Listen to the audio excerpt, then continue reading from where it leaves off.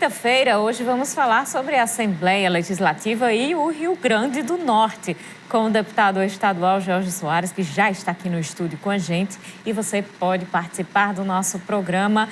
Manda a sua pergunta para o nosso convidado de hoje através do Twitter, @cenapoliticotcm, facebook.com/cenáriopolíticotcm, WhatsApp 88028979 e o Instagram, @cenáriopolíticotcm. Você já sabe que faz parte do nosso programa, então faça a sua contribuição de hoje. Além das perguntas, dos questionamentos, você pode também fazer sua consideração sobre o contexto político que estamos vivendo atualmente. Muita coisa para comentar no âmbito municipal, estadual e também federal. Participe! E boa noite, Ivanildo Praxedes. Boa noite, Carol Ribeiro. Boa noite para você, minha amiga telespectadora. Boa noite para você, meu amigo telespectador. Estamos começando mais uma edição aqui do Cenário Político TCM.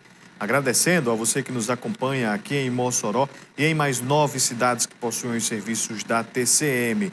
Você participa, interage conosco. A gente já vai falando aqui, Carol, sobre um assunto que a gente vai iniciar aqui também a nossa conversa com o deputado Jorge Soares. É sobre o projeto de lei do governo do estado que trata da Lei de Diretrizes Orçamentárias, a LDO, para a elaboração do orçamento de 2022, a Lei Orçamentária Anual, LOA, que foi aprovado por unanimidade pelos deputados na sessão plenária de hoje.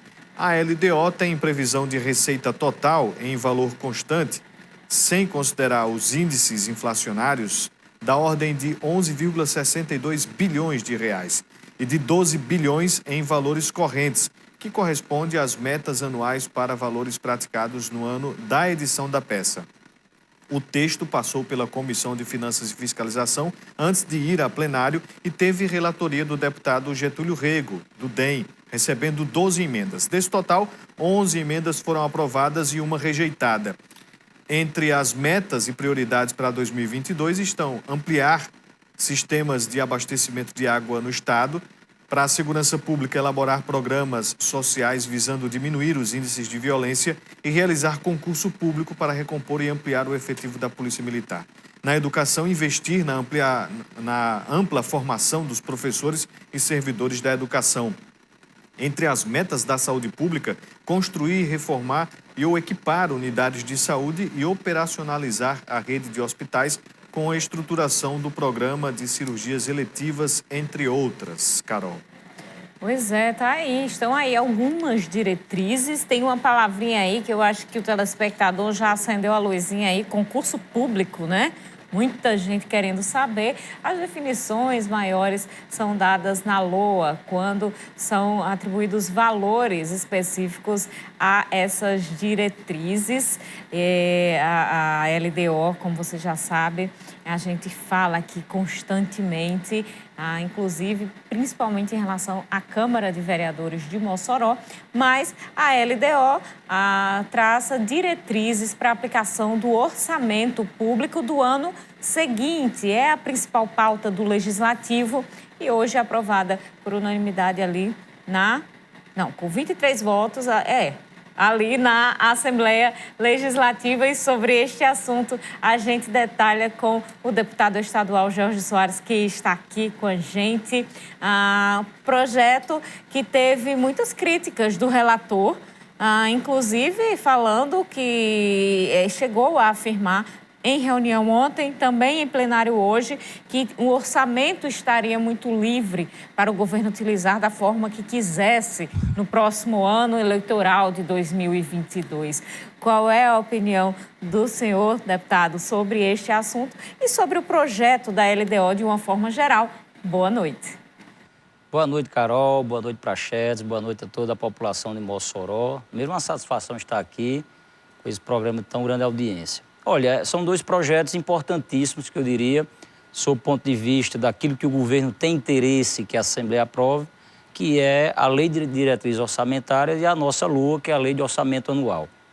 Um depende do outro, porque a Lei de Diretrizes é quem dá os caminhos, é o texto, é aquilo que vai ser, como vai ser aplicado os recursos do orçamento. O orçamento, basicamente, vai chegar aos balanços, os recursos, pasta por pasta, secretaria por secretaria. Então, basicamente, é isso. para a gente não confundir muito a cabeça do pessoal. Então, aprovamos hoje a lei diretriz, né, como foi dito aqui, muito bem dito, os caminhos para a saúde, para a educação, segurança pública, esse ponto tão importante aí e pedido muito pela população, que é a questão dos concursos.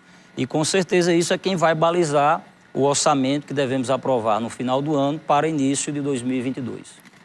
O deputado Getúlio Rego chamou de parâmetros ultraconservadores para fazer uma crítica a esta peça, afirmando que o Estado poderá arrecadar mais do que foi colocado aí nesta LDO.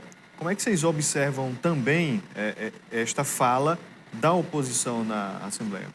Sob o ponto de vista político, o deputado Getúlio é da base da oposição, né? Ele teve a oportunidade de ser relator dessa matéria e, naturalmente, que caberia a ele fazer o trabalho técnico, juntamente a toda a equipe da Assembleia. Isso foi feito e ele fez o ponto de vista dele com relação à questão política. Eu discordo. O governo da professora Fátima tem tido um cuidado excepcional nas contas do Estado. Eu posso falar isso com propriedade, que estou na Assembleia do 3º mandato.